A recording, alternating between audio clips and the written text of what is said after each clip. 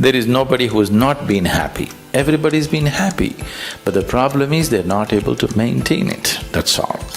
There are only two things.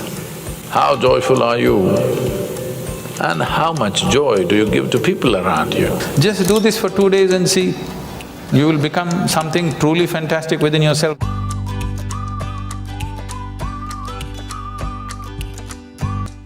What is well-being?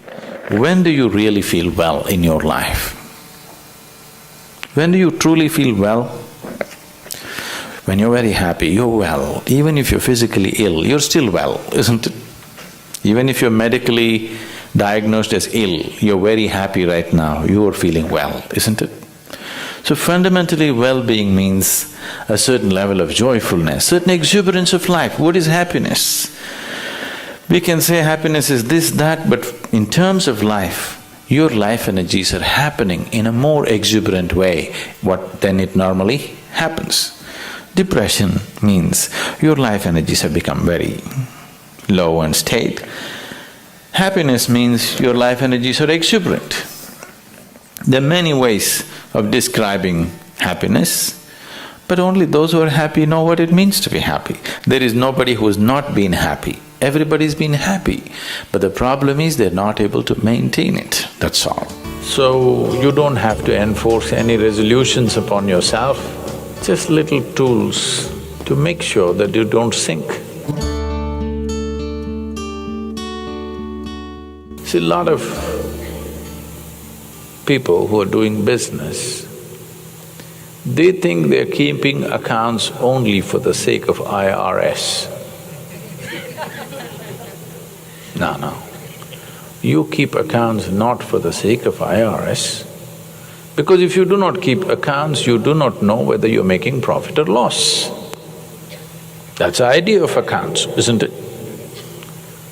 Whether you're moving forward or backward, to know this, you need an account book. Why don't you keep an account book?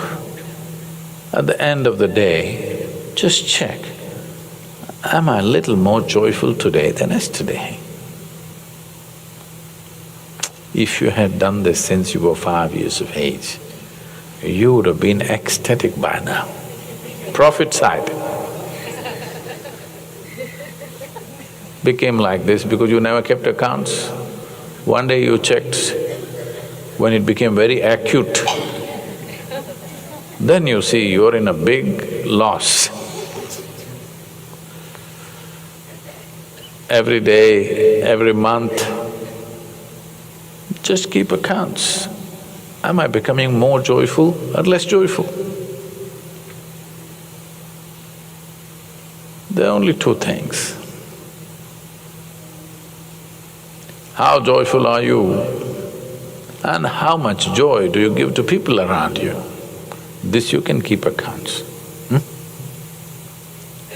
If you keep accounts of this, people are keeping accounts of their money as if they're going to carry it with them. The real wealth of life is how joyful you are, how wonderful is your experience of life.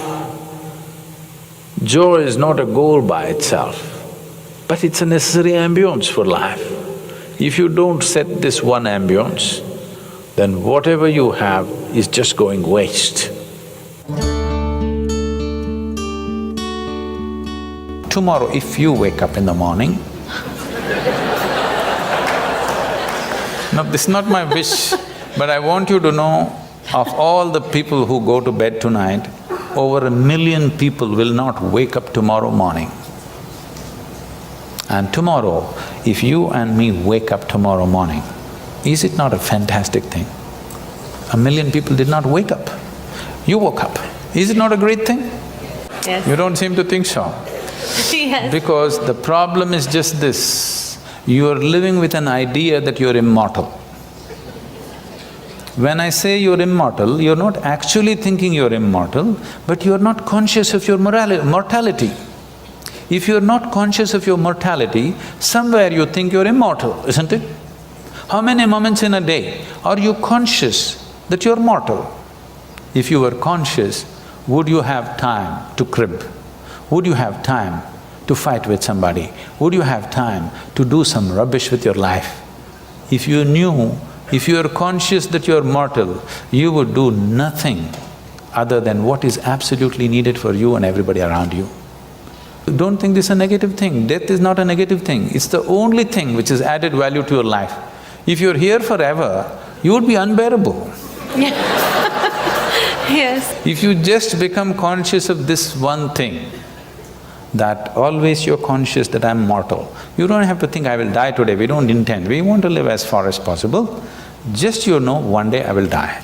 This is the fundamental aspect of yoga. The first teaching that came out was that it is your karma. That means it's your making.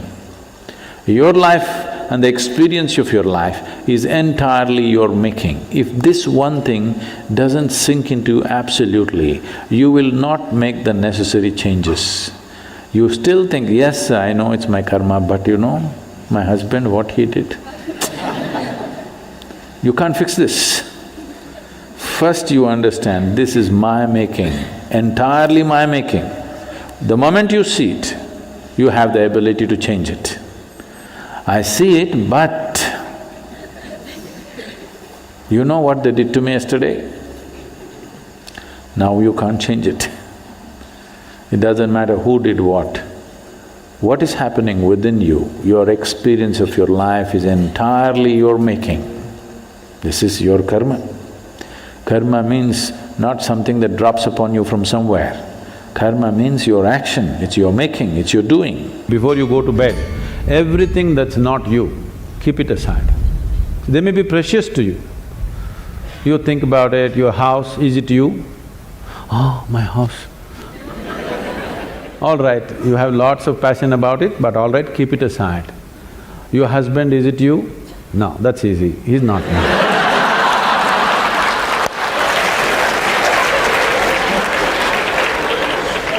My children, are they me? Oh, little difficulty, but no, they're not me. They're beginning to tell you, if they're 12, they already told you. So the clothes that you wear, is that you? No.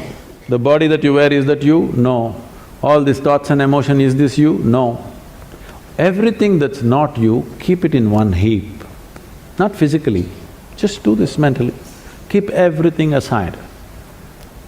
Let me see.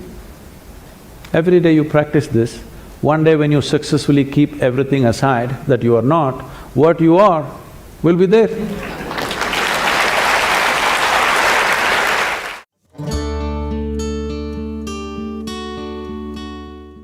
What you're referring to as love is basically the sweetness of your emotion. You sit here, you could feel love about somebody who is not even here. So it's got nothing to do with anybody. It is just the sweetness of your emotion. Now is your love affair, your ability to love, is it on self-start or is it on push-start? You can use another person to stimulate that within you, or you can be on self-start mechanism. See, what is this need for love in a human being? Constantly, a human being is longing to be something more than what they are right now. The thing is, you want to include something which is not a part of you as yourself, that is the whole effort. If it happens emotionally, on the emotional level, if you try this, we call this a love affair.